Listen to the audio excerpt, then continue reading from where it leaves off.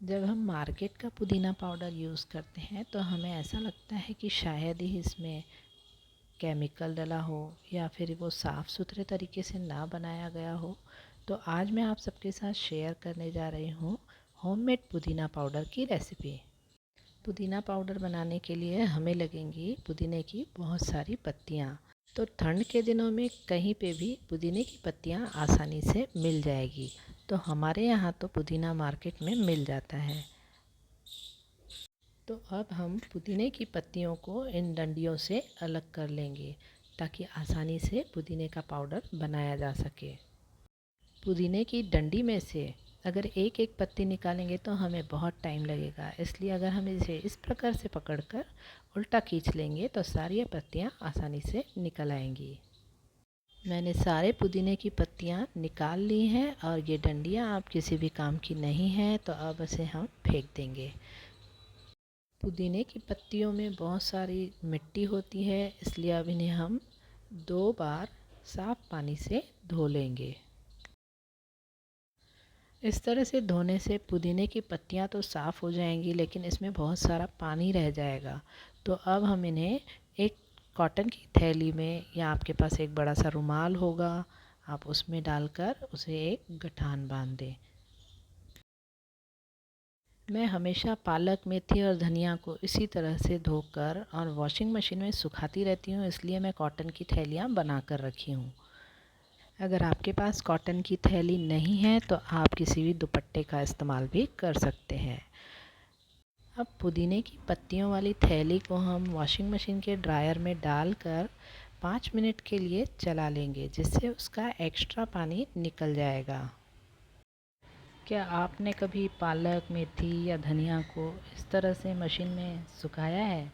अगर आपने सुखाया है तो मुझे कमेंट बॉक्स में कमेंट करके ज़रूर बताइएगा। तो 5 मिनट हो गए हैं, अब मैं ये थैली को बाहर निकाल लेती हूँ। अब देखते हैं पुदीने की पत्तियों में से पानी पूरी तरह से निकल गया है या नहीं। आप देख सकते हैं कि पुदीने की पत्तियों का सारा एक्स्ट्रा पानी निकल गया है। तो अब हम इन्हें इस थैली में से निकाल लेते हैं। पुदीने की पत्तियों को अब हमें सुखाना है, तो उसके लिए हम एक कॉटन का कपड़ा ले लेंगे। उसके ऊपर हम पत्तियों को अच्छी तरह से फैला लेंगे। 2 से 3 दिनों तक अब हमें पत्तियों को हाथ नहीं लगाना है, तो आप इन्हें ऐसी जगह पर रखिए जहाँ किसी का हाथ ना लगे। 3 दिन बाद आप पत्तियों को चेक कर सकते हैं कि ये पत्तियाँ कितनी सूखी हैं। पत्तियों को हाथों में लेकर आप इस तरह से मसल कर देखिए, पत्तियाँ टूट तो रही हैं लेकिन पूरी तरह से चूरा नहीं हो रही हैं। तो अब इसे हमें 2 से 3 घंटों के लिए धूप में रखना है। ये पत्तियाँ काफ़ी हल्की हैं, इसलिए ये हवा में उड़ने लगी हैं, तो मैं इसी कपड़े से इसे ढक दूँगी ताकि सूरज की गर्मी इन्हें मिलती रहे और पत्तियाँ अच्छी तरह से सूख जाएं।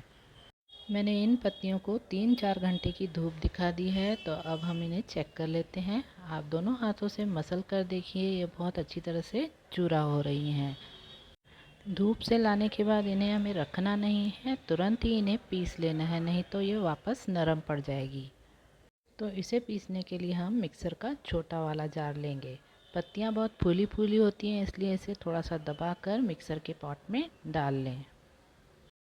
इस तरह से पुदीना पाउडर बनाना बहुत ही आसान है। जब आप इस पाउडर को यूज़ करेंगे तब आपको पता चलेगा कि यह कितना नेचुरल है और कितने साफ़ सुथरे तरीके से आपने इसे बनाया है। सारी पत्तियों को मैंने मिक्सर के पॉट में डाल दिया है, तो अब हम इन्हें अच्छी तरह से पीस लेंगे। तो आपने देखा कितनी कम मेहनत में हमने पुदीना पाउडर बनाकर तैयार कर लिया। आप इस पुदीना पाउडर को 1 साल तक स्टोर करके रख सकते हैं। वैसे भी अब गर्मियां आने वाली हैं, तो गर्मी में पुदीना पाउडर हमें बहुत सारी ठंडक देता है। आप जब चाहें इसका इस्तेमाल कर सकते हैं। आपको मेरी ये रेसिपी कैसी लगी मुझे कमेंट करके ज़रूर बताइएगा। अगर आप मेरे चैनल पर नए हैं तो मेरे चैनल को सब्सक्राइब करना ना भूलें। Thanks for watching.